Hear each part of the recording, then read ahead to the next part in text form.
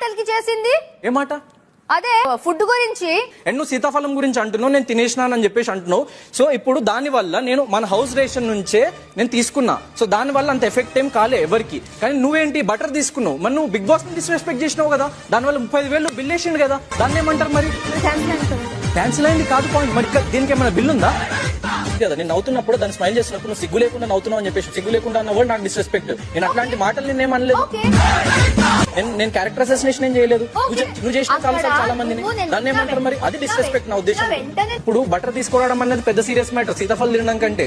So అర్థమైందా? Big boss ని disobey చేయడం అనేది పెద్దది దీంతో పోల్చుకుంటే. సో అవన్నీ నువ్వు చేసినావు, నేను దగ్గరికి కూడా రాలేదు. నువ్వు చేసిన డిస్రెస్పెక్ట్ దగ్గరికి కూడా రాలేదు. ఈ మైండ్ లో ఇట్స్ ఆల్ అబౌట్ ఆడియన్స్ ఎలా తీసుకుంటారు. నాట్ అబౌట్ నువ్వు ఒక షోకి వెళ్తే షో ఎటికెట్స్ అన్నది ఒకటి ఉంటది.